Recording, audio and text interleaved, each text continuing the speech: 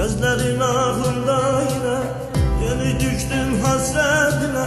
Sen yanımda yoksun diye iyi değilim.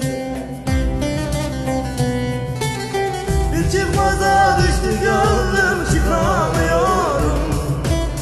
Yanımdan geçtim desem de geçemiyorum.